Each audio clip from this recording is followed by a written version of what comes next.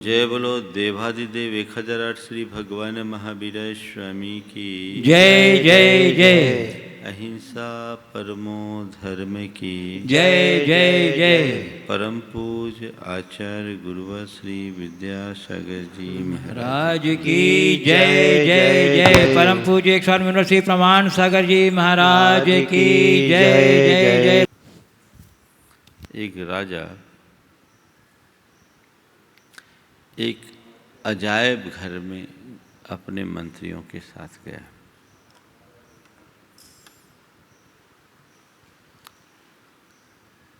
अजायब घर के उस कक्ष में अनेक दर्पण थे।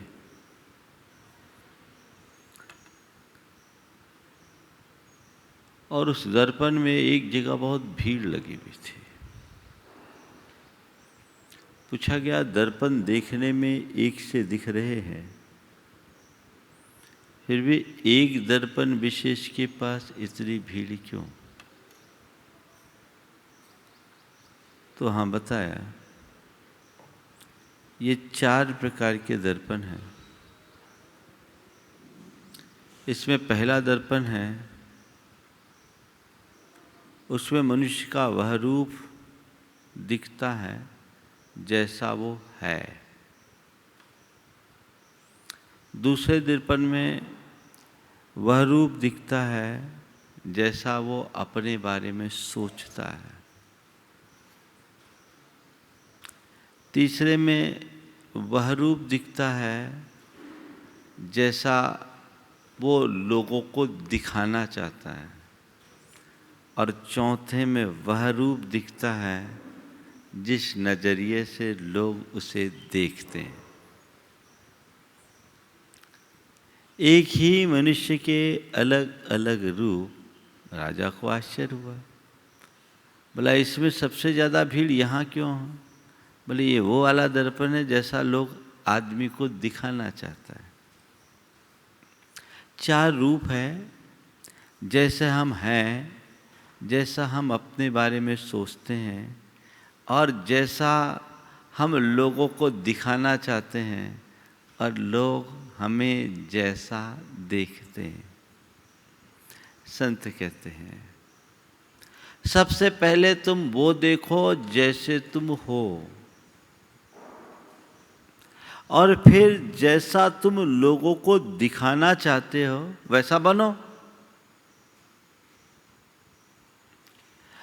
जैसे तुम अपने बारे में सोचते हो उसको साकार करो, तो तुम जैसा दिखाना चाहते हो वैसा दिख जाओगे। और जहाँ तक लोगों को देखने का नजरिया है, वो हमारे हाथ में नहीं है, पर हम अपने आचरण और व्यवहार से लोगों की धारणा को बहुत आसानी से परिवर्तित कर सकते हैं। हमारे यहाँ कहा गया कि जीवन में सहजता होनी चाहिए, दोहरापन नहीं। आज अधिकतर लोग दोहरी जिंदगी जीते हैं, होते कुछ हैं, दिखते कुछ है। आज गुरुदेव ने जीवन के इस दोहरेपन को समाप्त करके सत्यनिष्ठ बनाने की प्रेरणा देते हुए कहा, 2 जीव न हो,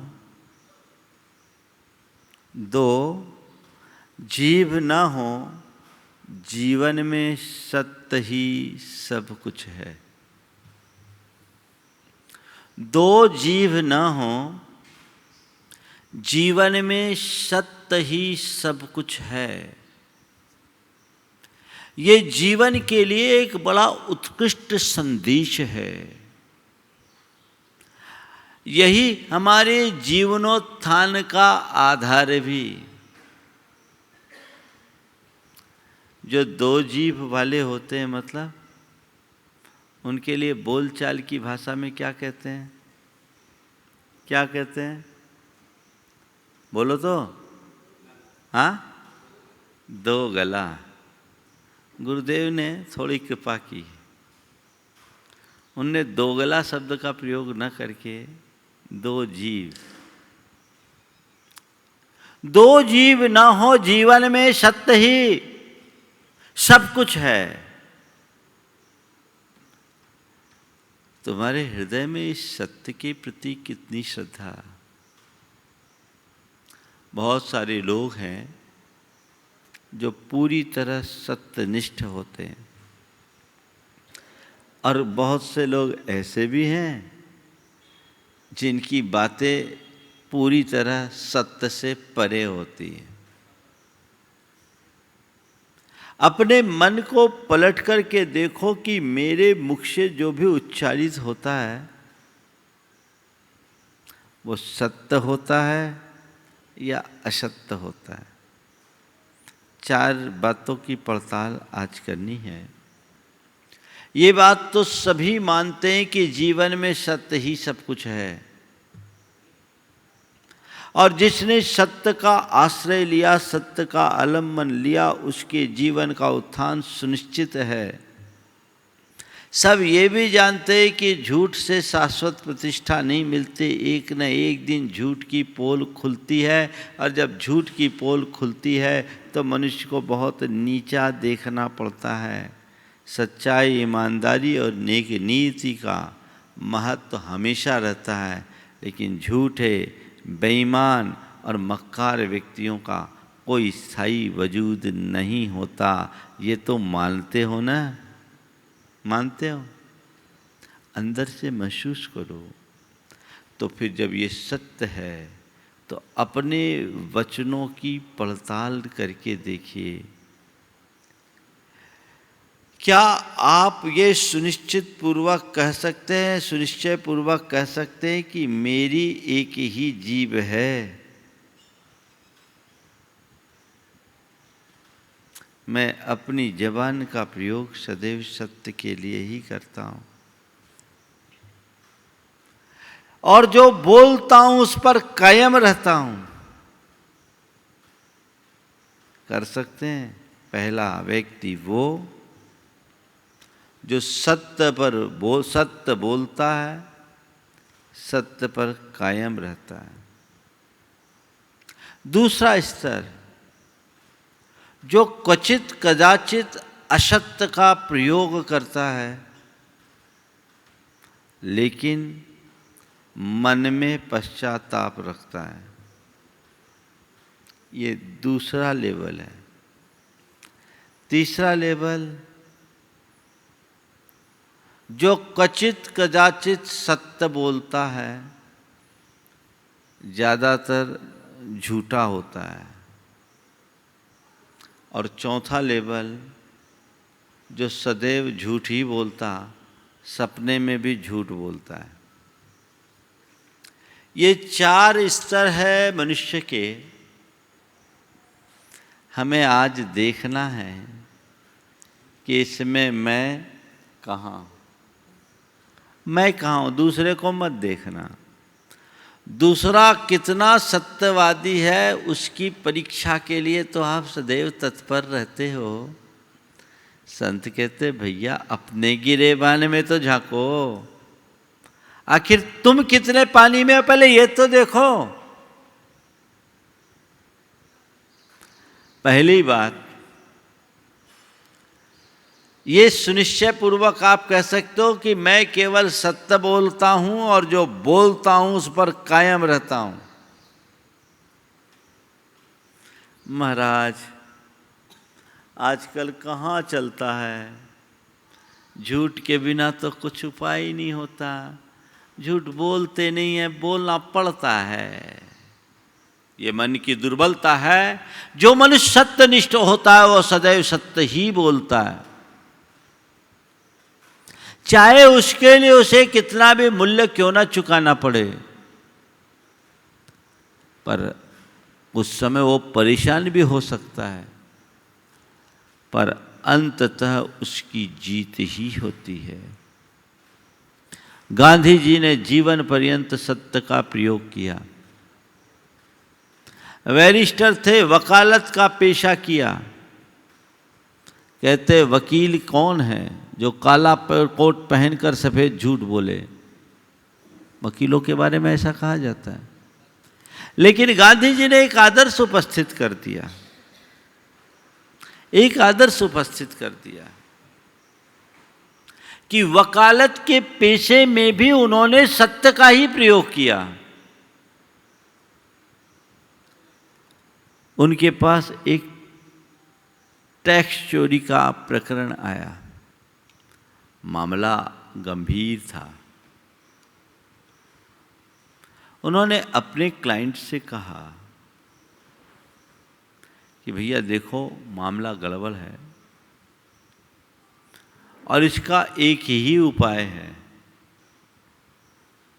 वो है सत्य की शरण। तुम्हें अपने इस प्रकरण को स्वीकार करना पड़ेगा कि तुमने गलती की है, तब तो मैं तुम्हारी पैरवी करूंगा, अन्यथा मैं तुम्हारा ये केस नहीं ले सकता। सामने वाला घबरा गया। कोई व्यक्ति कोई अपराध करे और अदालत में खुद कहे कि हमने ये अपराध किया है तो सजा होगी, लेकिन उसे और कोई चारा नहीं दिखा। गांधी जी ने बड़े दृढ़ विश्वास के साथ कहा कि भाई देखो, अगर तुम सच्चाई को स्वीकार करोगे तो बहुत संभव है कि तुम्हारी सजा कम हो जाए, और झुटलाओगे तो सारे पेपर्स तुम्हारी पोल खोलेंगे, और ये झुटलाने जैसी बात है ही नहीं, तुम्हें ऐसा करना ही नहीं चाहिए था, जो टैक्स था वो तुम्हें देना था। गांधी जी की बात से प्रभावित होकर उन्होंने टैक्स देने की बात स्वीकार ली। का ठीक है, जो हो हम अदालत में स्वीकार करेंगे। अदालत में बात हुई, उनने जो वास्तविकता थी, सच्चाई थी, वो प्रकट कर दी, और सच्चाई प्रकट करने के परिणाम स्वरूप जज प्रभावित हुआ और उन्हें थोड़ा सा अर्थदंड दे करके छोड़ दिया। वो व्यक्ति इतना प्रभावित हुआ और अपने दुकान में उस फैसले को जड़कर नीचे एक टिप्पणी लिख दी कि इस प्रतिष्ठान में अब सत्य की ही प्रतिष्ठा होगी, असत्य की नहीं। जो भी काम होगा सच से होगा। आज अगर ऐसे व्यक्ति की बात आई तो कहेंगे कि वो तो बड़ा बेवकूफ है, और ऐसे वकील को तो मूंगफली खाने के भी पैसे घर से ले जाने पड़ेंगे, कोई पूछेगा नहीं। लेकिन ये हमारी दुर्बलता है। अंततः सत्य की ही जीत होती है, निष्ठा गहरी बनानी चाहिए। असत्य तभी तक व्यवहार में दिखता है जब तक उसके ऊपर सत्य का लेबल लगा होता है। जब वास्तविकता प्रकट हो जाती है, पोल खुलती है, तो सब उससे मुंह फेरना शुरू करते हैं। तो पहली बात सत्य पर अडिग रहने की है। आप सत्य पर अडिग रहें, और कदाचित सत्य पर पूरी तरह अडिग न भी रह सके तो अपने वचनों पर पक्के रहें, वचन के पक्के। जो भी आपका कमिटमेंट हो उसे पूरी तरह निभाओ। पुराने जमाने में महाजनों की ये बातें होती थी, जो जवान दे दिया वो पक्का हो गया। लिखा पढ़ी तो बहुत बाद में शुरू हुई। जवान दे दिया यानी बात हो गई। और आज जवान दे देने की बात तो जाने दीजिए, पूरी लिखा पढ़ी हो जाए तो भी लोग डॉक्यूमेंट बदल देते हैं। कितना अधिक नैतिक पतन है। मनुष्य की वृत्ति इतनी स्वार्थपरता से भर गई है कि उसकी सारी विश्वसनीयता और प्रामाणिकता खंडित हो गई। सत्य से ही हमारी विश्वसनीयता है और सत्य में ही हमारी प्रामाणिकता है। जबान के पक्के होना चाहिए। मैं जब कोलकाता में था, एक सज्जन ने अपनी एक कहानी सुनाई। उन्होंने कहा, महाराज जी, हमारे पिताजी राजस्थान से आए थे और हम लोग बड़े अभावग्रस्त स्थिति में इधर आए और एक सेठ जी के फर्म में काम कर रहे थे, जूट का काम था। हमारे पिताजी उनके मुनीम थे। एक अच्छा सौदा आया। मुनीम जी को लगा कि ये सौदा फायदे का ले लेना चाहिए। सेठ जी उस समय कोलकाता में थे नहीं, बाहर थे, और उस समय तो टेलीफोन की कोई व्यवस्था थी नहीं कि उनसे संपर्क करे। उसने सेठ जी की अनुपस्थिति में भी फर्म के फायदे का सौदा देखकर वो सौदा ले लिया। सेठ जी आए। चूंकि ये डील बड़ी डील थी और बिना पूछे ताछे ये सौदा हुआ था, सेठ जी को ये बात जची नहीं।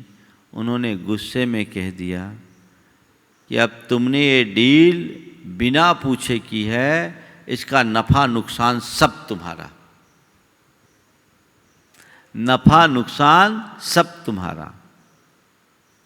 ठीक है, सेठ जी ने कह दिया तो मुनीम की औकात क्या कि सेठ के सामने कुछ जबान लड़ाए। अब क्या है, मार्केट चढ़ गया और उस सौदे में, उस जमाने में, आज से करीब 60 वर्ष पहले की बात बता रहा हूं, 5 लाख रुपए का फायदा हुआ। उनने पूरा डील बताया, ये प्रॉफिट है। सोचा सेठ लोग तो बोलते रहते हैं, जाकर के हिसाब दिया। उनने कहा, मैं एक बार जबान दे चुका, ये 5 लाख कमाए अच्छी बात, ये तुम्हारे, हमारे नहीं, ये तुम्हारे। ये है एक जीव वाले व्यक्ति की बात। दूसरा होता तो क्या करता, नुकसान होता तो उसके मत्थे जरूर जड़ता, और फायदा सब हड़पता और तहकीकात करता। ये जो बता रहा है, इसमें कोई और खेल तो नहीं खेला। थोड़ा समझो। जबान देना, जबान तोड़ना, जबान लड़ाना और जबान निभाना, आज की बातें में 4 बातें जबान से संबंधित ले लो। जबान दो, पहले जल्दी से किसी को जबान देना मत। कई लोग जरा में जबान दे देते हैं, पर इधर जबान दिए, इधर जबान तोड़े। जबान दिए और जबान तोड़े, जबानी खर्च, जमा खर्च जिसको आप लोग बोलते हैं। जबान दिया नहीं, जबान पर जबान तोड़ दिया। संत कहते जबान दिया है तो जबान पर अडिग रहो। जबान टूटनी नहीं चाहिए। जल्दी से किसी को जबान देना मत, और जबान यदि दे दिया तो जबान कभी तोड़ना मत। अडिग रहना हमारा धर्म हमें ये सिखाता है। और सत्य की निष्ठा तुम्हारी होगी तो एक बार जो जबान दे दिया सो दे दिया। आज भी ऐसे लोग हैं। एक व्यक्ति की एक प्रॉपर्टी थी, वो प्रॉपर्टी की उनने किसी से डील की, बातचीत चल रही थी और 2 करोड़ रुपए में डील की। डील कंप्लीट हुई, उसी बीच दूसरा व्यक्ति आया, भैया हम 2.5 करोड़ का आदमी लेकर आए। बोला भैया अब जाने दो, हमने जबान दे दिया। उसने बोला कोई लिखा पढ़ी थोड़ी हुई है, कोई अभी आपने एग्रीमेंट थोड़ी किया है। बोले मेरे लिए एग्रीमेंट की कीमत नहीं है, जबान की कीमत है। तुम्हारे लिए वो 50 लाख भारी दिख रहे होंगे, पर मेरे लिए मेरी जबान भारी है। क्या करते हैं आप, इस पर विचार कीजिए। जबान दो मत, और जबान दो तो जबान के पक्के बनो, जबान में अडिग रहो, जबान तोड़ो मत। आजकल ऐसे लोग बड़े दुर्लभ हैं, पर मैं आपसे पूछता हूं, लोक में प्रतिष्ठा किसकी है? जो जबान दे के मुकर जाते हैं उनकी, या जो जबान निभाते हैं उनकी? किसकी है? हाँ, तुम किसे पसंद करोगे? जो जबान दे के मुकर जाए उसको, या जो जबान का पक्का हो उसको? हाँ, पक्के। तो जब तुम जबान के पक्के को पसंद करते हो तो और लोग भी तो जबान के पक्के को ही पसंद करते हैं। तो तुम फिर जबान क्यों तोड़ते? फिर जबान क्यों तोड़ते? जबान के पक्के बनो। पर आजकल के लोग तो ऐसे, एक यहाँ शादी थी, उसने अपने मित्र से कहा भैया तुम्हें आना है, व्यवस्था संभालना। बोला चिंता मत करो, तुम्हारे यहाँ तो मैं सिर के बल आ जाऊंगा। चिंता मत करो, तुम्हारे यहाँ तो मैं सिर के बल आ जाऊंगा। उसके भरोसे में था। इन शादी के वक्त सब आए वो नदारत, सब आए वो नदारत। बाद में वो पहुंचा, बोला भैया तुम आए नहीं, बहुत लेट आए। तुम तो कह रहे थे मैं सिर के बल आ जाऊंगा, 2 दिन बाद आया। बोले क्या बताऊं, सिर के बल आया इसीलिए तो लेट हो गया। सिर के बल आया इसलिए लेट हो गया। ऐसे लोग जो जबान को तोड़ दे, ऐसे लोग जो जबान के अर्थ बदल दे, ये व्यक्ति संसार में कभी प्रतिष्ठापूर्ण स्थान नहीं बना सकते। अल्पकालिक लाभ उन्हें भले हो जाए, पर दीर्घकालिक उपलब्धि उनके जीवन में घटित नहीं हो सकती। इसलिए संत कहते हैं जबान के धनी बनो, जबान के पक्के बनो, एक जीभ वाले बनो। 2 जीभ न हो, जीवन में सत्य ही सब कुछ है। तो पहली बात सत्यनिष्ठ होना, मुझे असत्य बोलना ही नहीं। और किसी को जबान दिया तो जबान तोड़ना नहीं, जबान का पक्का बनना है, जबान पे अडिग रहना है, जबान निभाना है। और फालतू किसी से जबान लड़ाना नहीं है। कुछ लोग हैं जबान लड़ाते हैं। जबान लड़ाने का मतलब बिना मतलब बहस करना, खामोखा बहस करना। जबान लड़ाने वाले बहादुर तो बहुत मिलते हैं। मिलते हैं नहीं मिलते हैं? खड़े हो जाएंगे, एक दूसरे से जबान लड़ाएंगे, पूरी बहादुरी दिखाएंगे जैसे कि दुनिया में इससे बड़ा वीर कोई है ही नहीं। और थोड़ा कुछ हो तो अभी ढीले पड़ जाएंगे। कई लोग तो हैं जिनकी आदत ही होती है जबान लड़ाने की, गुरुओं से भी जबान लड़ाने आ जाते हैं। ऐसा जबान लड़ाने का कोई काम नहीं। तो पहली बात मैं आपसे सत्य के विषय में बोल रहा था कि सत्यनिष्ठ बने और वचन के पक्के बने। नंबर दूसरे लेवल के जो लोग हैं, वे लोग जो क्वचित कदाचित झूठ का आलंबन लेते हैं पर मन में ग्लानि रखते हैं। देखो मेरे अंदर ये वाला रूप है कि नहीं।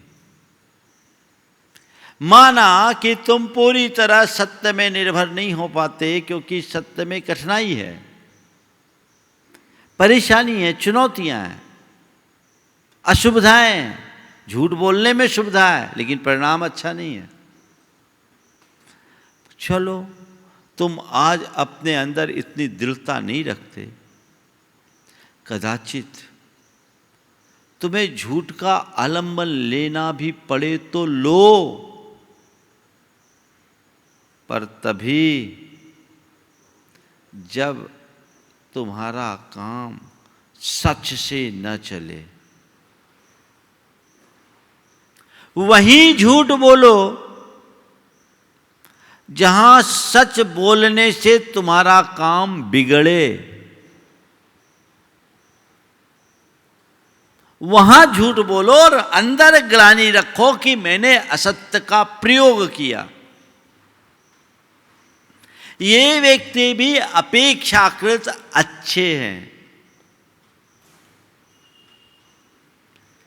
जहां मेरा काम सच से चलता है वहां झूठ क्यों बोलना?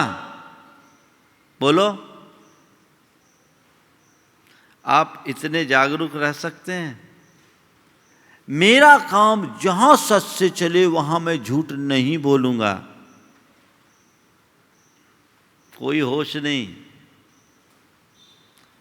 झूठ बोलना है तो बोलना है।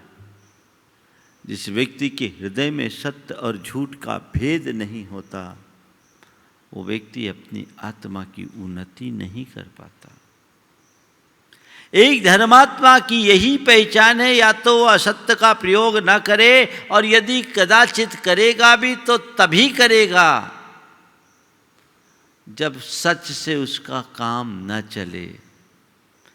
पर झूठ बोलते हुए भी आत्मग्लानि कि मैं गलत दिशा में गया हूँ, झूठ एक पाप है और मैंने पाप का आलंबन लिया। मैं आपसे पूछता हूँ, आपसे कोई पाप होता है तो पश्चाताप होता है कि नहीं? एक चींटी भी मर जाती है तो मन दुखता है, अरे आज हमसे एक चींटी खामोखा मर गई। क्यों? क्योंकि तुम हिंसा को पाप मानते हो, अन्य प्रकार के अनाचार को भी पाप मान लेते हो कि ये ठीक नहीं। झूठ के विषय में क्यों नहीं सोचते कि हाय मेरे मुख से आज झूठ निकल गया जो मुझे नहीं बोलना चाहिए था। उस झूठ के विषय में ऐसा क्यों नहीं बोलते? क्यों? क्योंकि झूठ को पाप समझते ही नहीं। यदि असत्य का प्रयोग करते समय मन में ग्लानि हो तो वो व्यक्ति बहुत सहजता से उस असत्य से बच सकता है, उसके जीवन में परिवर्तन आ सकता है। तो आप देखिए दूसरे लेवल पे हैं कि अक्सर सत्य बोलते हैं, क्वचित कदाचित झूठ का आलंबन लेते नहीं, लेना पड़ता है, पर मन में पश्चाताप और ग्लानि का भाव होता है ये लेवल? अगर ये लेवल है तो ठीक, तुम देखना, दूसरों को मत नापना, खुद को नापना। तीसरा लेवल, जो प्रायः झूठ बोलता है कभी कभी सच बोलता है। प्रायः झूठ बोलता है कभी कभी सच बोलता है। ऐसे लोग होते हैं जिसके मुख से प्रायः झूठ ही निकलता है, सच कभी कभार निकल गया। मजबूरी, वो आदमी भरोसे के काबिल नहीं। 1994 में जब यहाँ चातुर्मास हो रहा था, कर्म बंध की प्रक्रिया पर एक संगोष्ठी थी, तो पंडित जी थे ही, इधर हमने मोर्चा संभाल रखा था, बहुत सारे विद्वान आए थे। एक विद्वान ने मंच से हमारी प्रशंसा की, आप लोगों को याद होगा, बुजुर्ग विद्वान थे, नाम नहीं ले रहा हूं क्योंकि इस दुनिया में नहीं है वो। तो वो बुजुर्ग विद्वान थे, उनने हमारी प्रशंसा में कसीदे काढ़े कि हम लोगों को इतनी 80 साल की उम्र पार कर गए, पर अभी अभी संस्कृत प्राकृत के उच्चारण में भी कठिनाई होती, पर महाराज का कितना ज्ञान है कि सारी गाथाएं और संस्कृत प्राकृत के संदर्भों को एकदम मुखाग्र धड़ल्ले से बोल रहे हैं। उस सत्र की अध्यक्षता पंडित सागरमल जी विदिशा वाले कर रहे थे। जो विद्वान ने ये प्रशंसा के शब्द बोले थे वो प्रायः मुनियों से दूर रहते थे।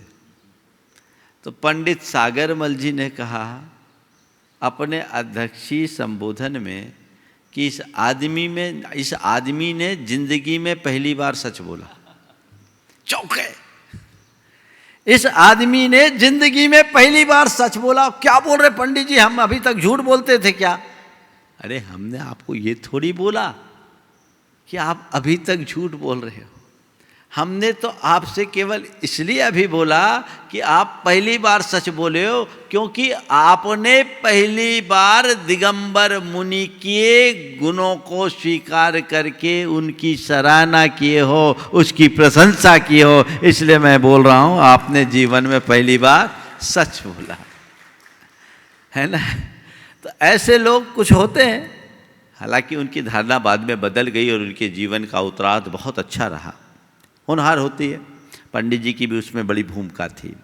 तो कहने का तात्पर्य तो मैंने प्रसंगवश कहा, पर कई लोग ऐसे होते ज़्यादातर झूठे ही बोलते हैं, कभी कभार सच निकल जाए, और ऐसे लोग हम लोगों के इर्द गिर्द भी रहते हैं। बहुत सारे लोग ऐसे होते हैं, दुनिया में झूठे रहे सो रहे, गुरुओं के पास भी सच्चे नहीं। कैसे बेईमान लोग होते मालूम? एक महाराज रात्रि भोजन जब तक आजीवन त्याग न करे तब तक किसी से आहार नहीं लेते।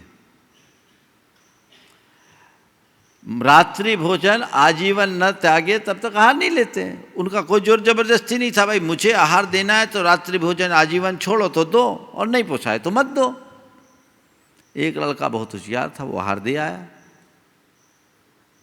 आहार दे आया, वो रात में खाता था, वो एक दिन को छोड़ने की स्थिति में नहीं था। उसके मित्रों ने पूछा क्यों तुम आहार दिया? बोले दिया है। बोले रात्रि भोजन छोड़ दिया? बोले हाँ हमने बोल दिया, महाराज जी सब त्यागे हैं। क्या कह रहा? महाराज जी सब त्यागे, खुद नहीं, वहां भी झूठ, हमारा त्याग नहीं है। मन शुद्धि, वचन शुद्धि, काय शुद्धि, आहार जल शुद्ध है, महाराज जी सब त्यागे हैं। अब महाराज ने समझा इसने सब त्यागा है। और भाई साहब क्या बोल रहे हैं? कौन त्यागा है? महाराज जी सब त्यागे हैं। ऐसे होशियारों के लिए क्या कहेंगे? बात बिना मतलब, जो अक्सर झूठ बोलता है कभी कभार सच का प्रयोग करता है, वो व्यक्ति भी भरोसे के काबिल नहीं होता। और कई लोग झूठ भी बोलते हैं ना, तो ऐसे सलीके से बोलते हैं कि सामने वाला कुछ समझ ना पाए। एक कुम्हार था, उसका गधा बीमार था। कुम्हार का गधा बीमार था, तो उसे मिट्टी लेने जाना था। उसने अपने पड़ोसी से कहा भैया तुम अपना गधा दे दो, हम मिट्टी ले आए। तुम अपना गधा दे दो, हम मिट्टी ले आए। बोले क्या बताए, हमारा गधा तो जंगल चरने गया है, होता तो दे देते। क्या बताए, हमारा गधा तो जंगल चरने गया है। उसने इतना बोला ही कि पीछे बंधा हुआ गधा जोर जोर से रेंकने लगा, ढेंचू ढेंचू करने लगा। उसने कहा हद हो गई, गधा भीतर रेंक रहा और तुम कह रहे हो कि गधा जंगल चरने गया। उसने कहा क्या बोलते हो साहब, आदमी की बात पर भरोसा नहीं, जानवर की बात पर भरोसा करते हो। आदमी की बात पर भरोसा नहीं, जानवर की बात पर भरोसा करते हो। क्या दशा है, मनुष्य की विश्वसनीयता कितनी खंडित हो गई है उसकी असत्य प्रियता के कारण। आज ऐसे लोग बहुलता से पाए जाते हैं, जो कभी कभार सच बोले, ज़्यादा झूठ बोले, कोई काम का नहीं। ऐसे आदमी से कभी भी धोखा खाया जा सकता है, भरोसा मत रखना। हमारे पास जब लोग आते हैं ना, तो मैं तो हिसाब लगाता हूँ किसकी बात में कितना का भाग देना है, कितने का गुनाह करना है। पूरा गुनाह भाग लगा करके हर्ष लगाता हूँ, नहीं तो तुम लोगों की बातों को सीधे सीधे मैं लेना शुरू कर दूँ ना, तो तुम लोग तो हमारा ही कबाड़ा कर दोगे। बड़ी बुरी हालत है। कई लोग हैं जो आदतन बोलते हैं, वो उनकी आदत में, वो उनकी हैबिट में, उससे बच नहीं पाते। प्रवृत्ति ऐसी बन गई, बिना मतलब के झूठ। उनकी जिब्बा का कोई वजन ही नहीं। देखो ना आजकल जितने भी सोशल मीडिया है, उसमें कितने फेक न्यूज़ जाते हैं। ज़्यादातर फेक ही न्यूज़, फेक ही न्यूज़, फेक ही न्यूज़। कोई सिर नहीं, कोई पैर नहीं। अब एक फेक न्यूज़ चला दिया दमोह के लोगों के लिए कि 65 लोग संक्रमित हैं, सभी मंदिर वाले हैं। बिना आधार के खामोखा मंदिर और मंदिर वालों को बदनाम करने का कृत्य है। किस सिर फेरे की दिमाग की उपज कुछ पता ही नहीं लगता। उसको क्या मिला इससे? समाज में भ्रम फैलाकर उसने पाया क्या? लेकिन लोग नहीं सोचते। तुम्हारे व्हाट्सएप में और अन्य सोशल मीडिया में जितनी भी खबरें आती है, वो सच होती कि झूठ? ज़्यादातर झूठ। इसका परिणाम क्या? लोग उस पर भरोसा ही खो देते हैं। ऐसा व्यक्ति जो अक्सर झूठ बोले, कभी सच बोल दे, तो उसकी बात पर भरोसा नहीं करते। भेड़िया आया, भेड़िया आया, भेड़िया आया रोज चिल्लाता था, मजाक करता था। लोग कुछ दिन उस पर भरोसा किए, देखे वहाँ कोई भेड़िया नहीं, बोला मैं तो मजाक कर रहा हूँ। और एक दिन सच में भेड़िया आ गया। वो बोल रहा भेड़िया आया, भेड़िया आया, क्या मजाक कर रहा होगा, भेड़िया उसको उठा ले गया। तो जो व्यक्ति अक्सर असत्य बोलता है, उसका पोल तो खुल ही जाता है, और वो कभी सच बोले भी तो उसकी कोई वजनदारी नहीं होती। उसका सच भी झूठ हो जाता है। इसलिए दो जीव न हो, जीवन में सत्य ही सब कुछ है। ये वाक्य अपने हृदय में अंकित कर लो, तब तुम जबान के पक्के बनोगे। अन्यथा व्यर्थ जबान लड़ाने से कोई फायदा नहीं। चौथे स्तर के लोग जो झूठ ही बोलते हैं, वो झूठ की प्रतिमूर्ति होते हैं। एक झूठ को साबित करने के लिए, सच साबित करने के लिए 100 झूठ बोलते हैं, और पता नहीं उनका दिमाग कैसा कैसा चलता है, कैसा चलता है। और ऐसे ऐसे झूठ की मत पूछो, वो समझ नहीं पा रहा क्या है। सन 2009 से 2013-14 तक अभी भी चलता है, आज सार्वजनिक रूप से बोल रहा हूँ। एक युवक, उसके पास पता नहीं हमारे से जुड़े हुए लोगों के नंबर्स कैसे आ गए। वो किसी को भी फ़ोन करे, मैं अमुक जगह से हूँ, गाड़ी से आया हूँ, एक्सीडेंट हो गया है और लोगों ने हमारा सब छीन लिया है, मेरी माँ गंभीर रूप से घायल है, भैया इस अकाउंट में इतने 5,000 रुपये डाल दो तो बड़ी कृपा होगी। यहाँ भी आए होंगे 2-4 फ़ोन, अभी कुछ 9,000 इनने भी दिए। हाँ, अभी नहीं, पहले की बात। फिर 1-2 बार हमें बोलना पड़ा। अब वो व्यक्ति झूठ बोलकर, चकमा देकर लोगों से ऐसे 3,000-5,000 की मांग करे, कोई बोले चलो दे दो, पर वो इतनी चतुराई से झूठ बोले कि किसी को पता भी न लगे। पर ऐसा करके कितनी बार वो अपनी माँ को मरवा चुका। कितना पाप, कितना फरेब। अब इसका दुष्परिणाम ये होता है कि कोई वाकई में जरूरतमंद हो तो जल्दी से भरोसा नहीं होता। आप लोगों से मैं कहता हूँ, अभी भी बीच बीच में भी 2-4 दिन पहले, 15 दिन पहले वो घटना फिर से प्रकाश में आई। वो एक ही व्यक्ति है जो इस तरह का खेल खेलता है। थोड़ा सत्यापित करके देना, ऐसे अंधेरा का काम मत करना। लेकिन वो झूठ बोलने का आदि, मैंने सोचा ये आदमी इतना दिमाग लगा रहा है, यदि इतना दिमाग रचनात्मक दिशा में लगाता तो हो सकता है वो बहुत बड़ी कंपनी का डायरेक्टर बन सकता था। दिमाग शार्प। ऐसे बहुत सारे लोग होते हैं जो पूरी तरह झूठे, फरेबी और बेईमान किस्म के लोग होते हैं। ऐसे लोगों से अपने आप को बचाना चाहिए।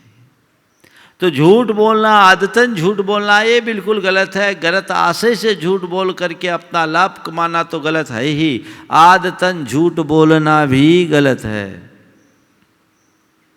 कुछ लोग आदतन झूठ बोलते हैं, आदत ही हो गई झूठ बोलने की, सच बोलते ही नहीं। एक से पूछा, भैया झूठ बोलने की मशीन देखी है? झूठ बोलने की मशीन देखी? बोले देखिए। बोले कहाँ? बोले हमारे घर पे है। झूठ बोलने की मशीन देखी? बोले कहाँ है? बोले हमारे घर में है। समझ गए ना बात आपको? अब झूठ झूठ झूठ झूठ झूठ, तो उसका अंजाम क्या होगा? झूठे के साथ कोई खड़ा नहीं होता और सच्चे का सब साथी होता है। इसलिए ऐसे वचनों के प्रयोग से अपने आप को बचाना चाहिए। हमारा स्थान प्रथम स्तर के व्यक्तियों में ना हो, कोई चिंता नहीं, दूसरे लेवल पर तो रहे। असत्य का प्रयोग न करे, ज्यादातर सत्य का प्रयोग करे, और कदाचित असत्य का प्रयोग करना भी पड़े तो मन में ग्लानि और पश्चाताप का भाव रखो, तब कहीं जाकर सत्य की प्रतिष्ठा हो पाएगी। शास्त्रकारों ने कहा, सत्ये शाश्वत कल्याणे निमग्ने यस्य मानसम्।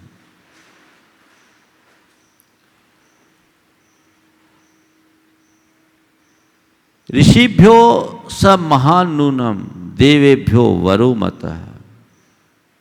जिसका मानस शाश्वत कल्याणकारी सत्य में लीन रहता है, निमग्न रहता है, वो ऋषि मुनियों और देवताओं से भी श्रेष्ठ माना जाता है। इसलिए उस श्रेष्ठता को अपने हृदय में उद्घाटित करे और जीवन को तदनुरूप आगे बढ़ाने का सत प्रयत्न करे। तो दो जीव ना हो, जीवन में सत्य ही सब कुछ है। बहुत बड़ा बोध वाक्य है। इस वाक्य को रटना बहुत साधारण बात है।